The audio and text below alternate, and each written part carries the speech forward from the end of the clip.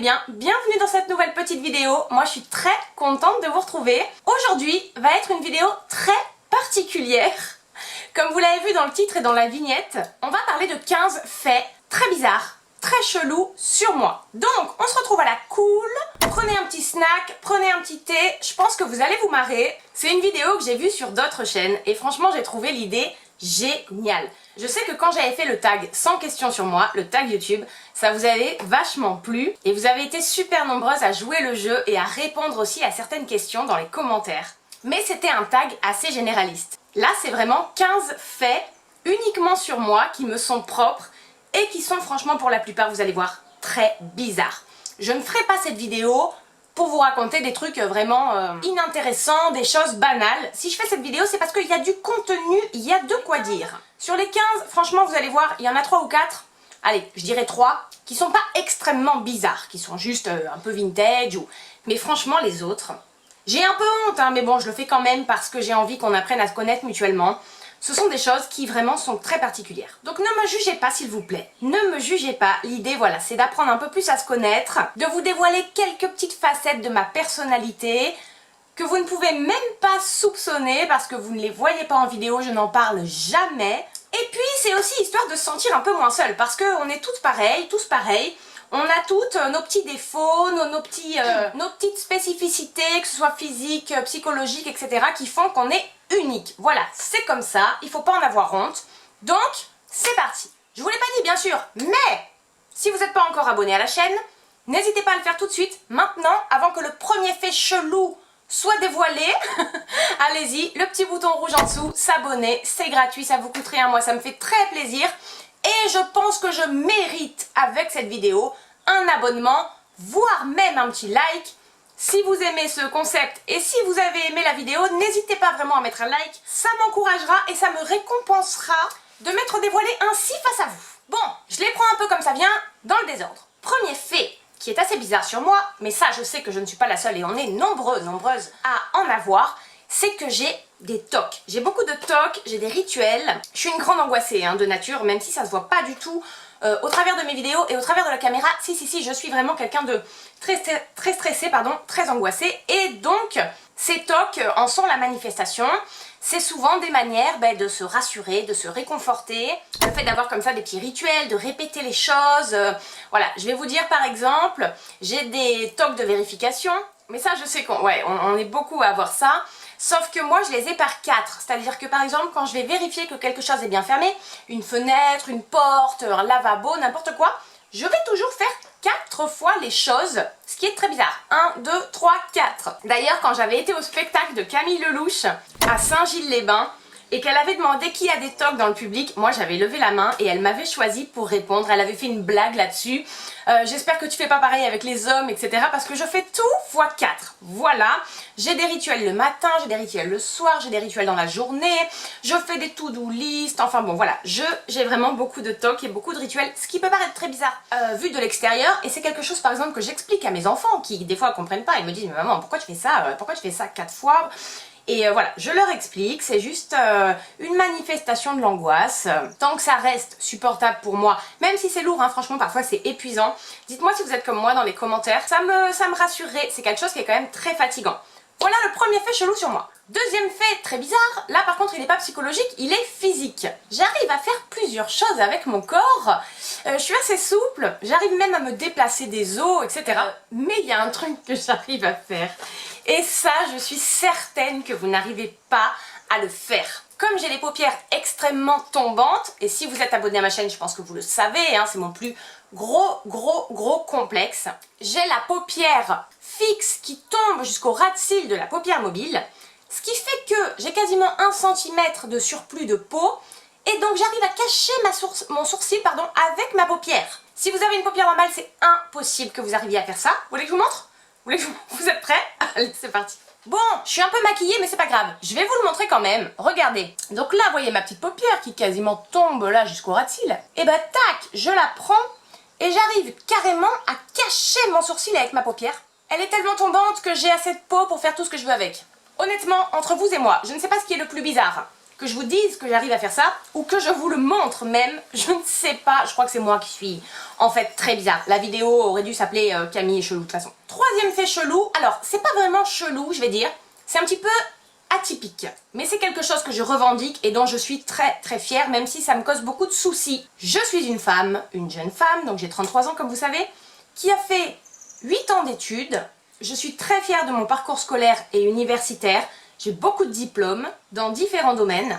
Et parallèlement, oui, je suis une youtubeuse beauté qui aime prendre soin de soi, qui aime le montrer, qui aime parler de maquillage, qui aime parler de soins. Même si ça paraît superficiel et futile, je tenais quand même à inclure ce sujet-là dans cette vidéo parce que je répète et je répète et je répète qu'on peut être une femme intelligente, diplômée, brillante, oui, j'ai pas honte de le dire, et en même temps, en 2020, être youtubeuse beauté, l'un n'empêche pas l'autre, et c'est pas parce qu'on est youtubeuse beauté qu'on est forcément idiote, gnangnan et superficielle.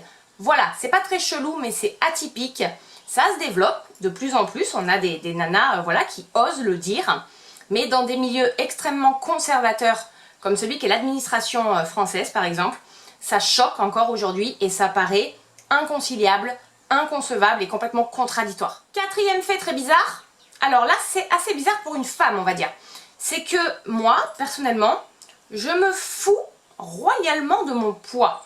Et je sais que c'est assez rare, alors la plupart voilà, vont me dire mais c'est parce que t'es mince, forcément tu t'en fous. Effectivement j'ai cette chance d'avoir toujours été mince, ça c'est héréditaire, ma mère est très mince. Ma mère est une femme magnifique, elle a 50 ans, c'est une des plus belles femmes que je connaisse. Elle a un corps qui est 10 fois plus beau que le mien et que celui de je sais pas combien de jeunes femmes de 20 ans même, alors qu'elle en a 50. Et c'est vrai que j'ai hérité de ses gènes, c'est-à-dire que j'ai la chance de pouvoir manger un peu ce que je veux sans forcément prendre un gramme. Ce qui fait que je m'en suis toujours complètement foutue de mon poids en fait. D'ailleurs je n'ai jamais eu de balance, j'en ai pas chez moi et je crois que j'en aurai jamais. Parce que pour moi, tout ce qui compte, c'est de se sentir bien. Alors ça m'est arrivé, hein, des périodes où j'ai grossi, etc. et je me sentais pas bien dans mon corps et tout. Mais jamais je me suis pesée, puisque voilà, pour moi, ce qui est le plus important, c'est de se sentir bien tel qu'on est et tel qu'on se voit dans le miroir. Parce que parfois, moi, ça m'est arrivé avec des copines ou des amies, elles se sentent super bien, il suffit qu'elles montent sur la balance et elles voient un poids qui ne leur convient pas et du coup, elles vont se sentir pas bien. Et vice versa, on peut très bien avoir un poids sur la balance qui nous convient et on est fier de nous et tout et se sentir mal dans son corps. Donc voilà, ça c'est quelque chose qui est un peu particulier pour une femme, c'est assez rare. Je m'en fous complètement de mon poids. Je suis désolée, il y avait mon miroir qui me reflétait comme ça dans la face. Et même quand je grossis, puisqu'il y a des périodes où je grossis et tout, ça me met pas forcément mal à l'aise en fait. Je suis pas mal à l'aise avec des petites rondeurs ou des petits bourrelets qui sont là de temps en temps. Je trouve ça joli en fait. Cinquième fait chelou sur moi, et alors là je pense que c'est le plus important, c'est le plus chelou et c'est celui qui choque le plus les gens, que ce soit les gens proches de moi ou les gens qui me croisent dans la rue, c'est que je parle toute seule. Mais tout le temps. Je parle toute seule, je me parle à moi-même. J'ai l'impression de n'être jamais seule, comme s'il y avait toujours deux personnes, je me parle, je raconte ce que je fais, je sais pas, je suis dans la voiture, je parle, je raconte ce que j'ai fait précédemment, je raconte ce que je vais faire. Et c'est un peu lié avec le premier fait, c'est-à-dire les tocs, les rituels et tout. Et je sais pas, je vais énoncer à haute voix ce que je viens de faire. Du coup, je vais dire, bon, ça c'est bon, t'as fait, ça t'as fait, ça t'as fait, ça t'as fait, ça c'est bon. Et quand je pars, pareil, je parle à haute voix, bon allez, on va faire ça, on va faire ça, on va faire ça. Du coup, des fois je m'empêche de parler toute seule parce que c'est vrai que je croise des gens qui voient que je parle toute seule et ça paraît un peu bizarre. Mais j'ai toujours fait ça. Toujours, j'ai toujours fait ça. C'est pas quelque chose qui est choquant pour moi en fait. Tout ce qui se passe dans ma tête sort souvent à haute voix.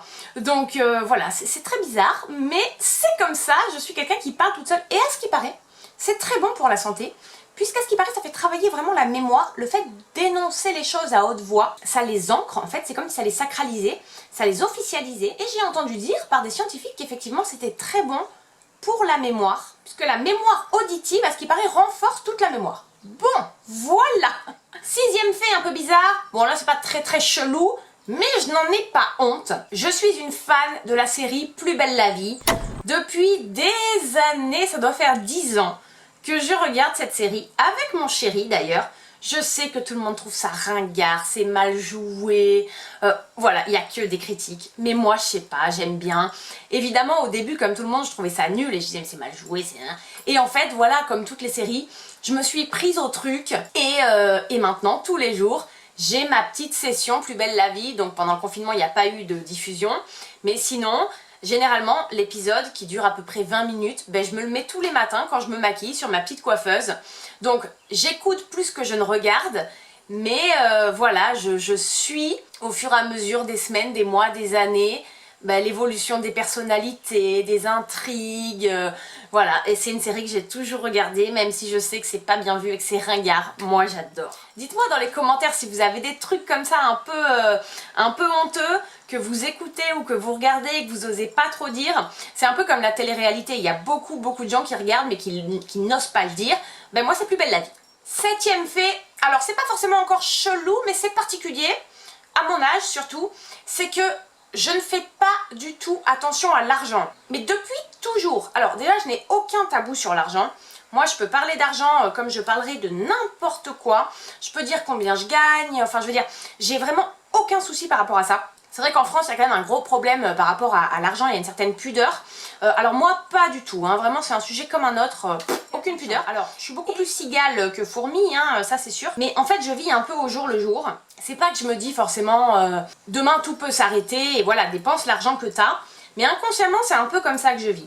Je profite au fur et à mesure de la vie, je fais un peu ce que j'ai envie de faire, alors dans tous les domaines, hein, ça peut être shopping, achat, voyage, n'importe quoi, expérience et tout, et je vais pas forcément mettre de côté. Moi je m'en fiche de finir le mois à zéro en fait. Je suis pas angoissée par l'idée de pas avoir un petit pécule de côté au cas où il arrive quelque chose, etc. etc. De toute façon il m'arrive toujours des millions de choses moi dans ma vie, donc c'est pas grave, j'improvise.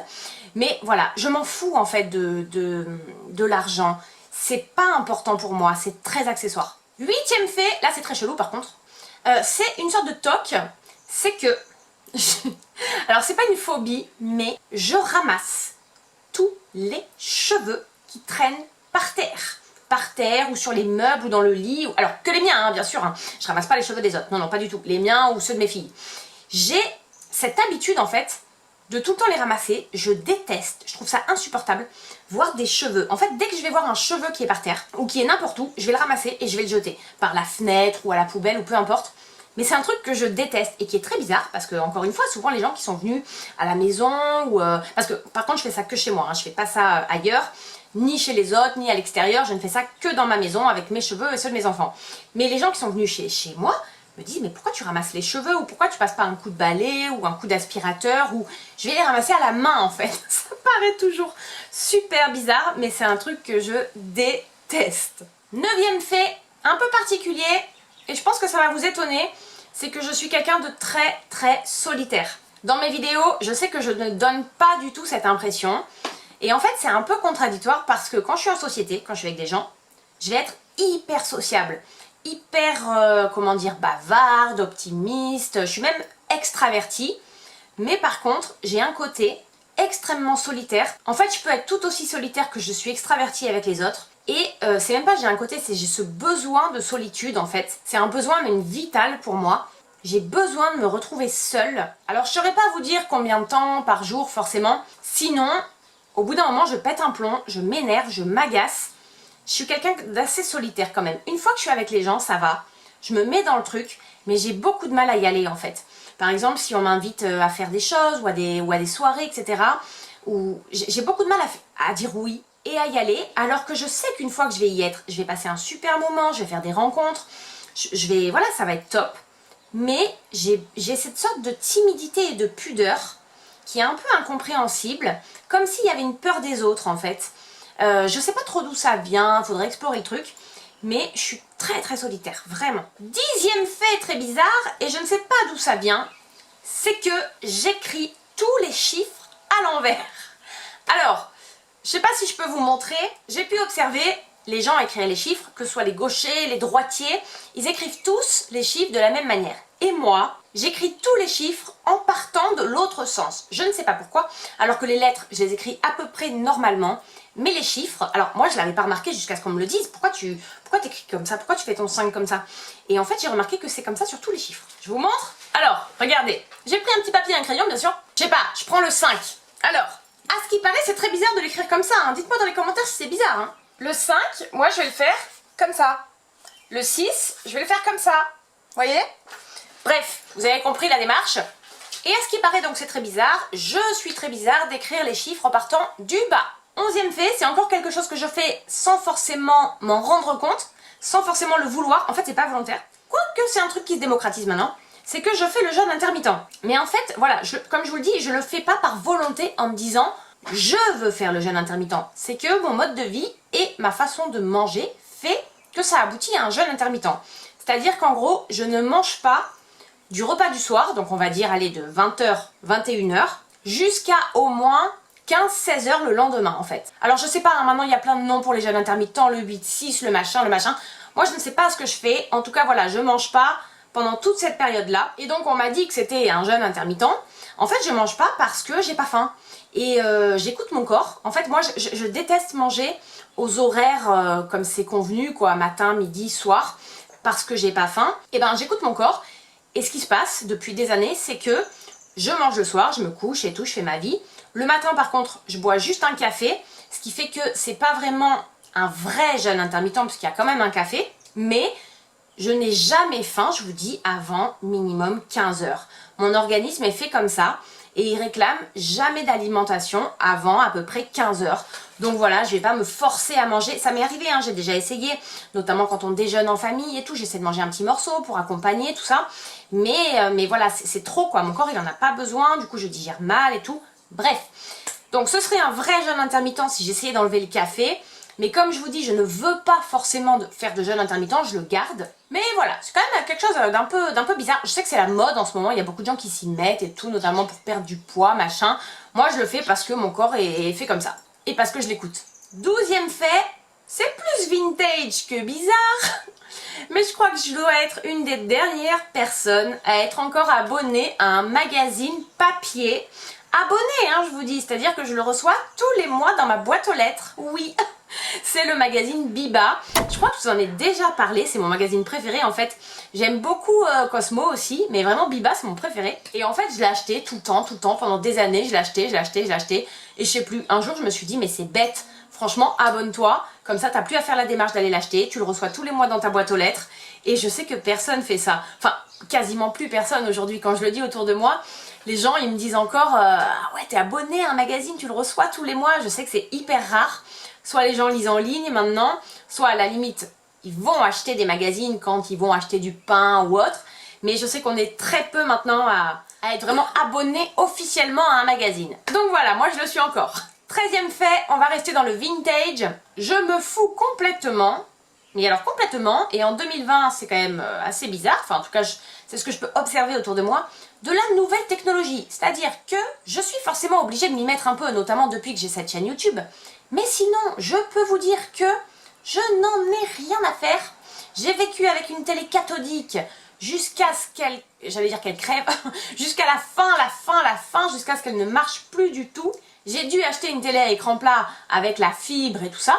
Mais sinon, j'avoue que moi, c'est pas du tout quelque chose qui m'importe d'avoir le dernier téléphone, la dernière télé, tout ce qui est high-tech et tout, ça me...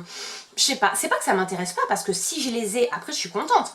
Mais je vais pas du tout de moi-même faire la démarche d'aller acheter les derniers trucs ou... pas du tout en fait. Par exemple, mon chéri m'a offert l'année dernière un ordinateur, il m'a offert un Mac. Je trouve ça génial. Et je m'en sers tout le temps d'ailleurs, je monte mes vidéos avec et tout ça. Mais de moi-même, j'aurais jamais fait la démarche d'acheter déjà un nouvel ordinateur et en plus un Mac.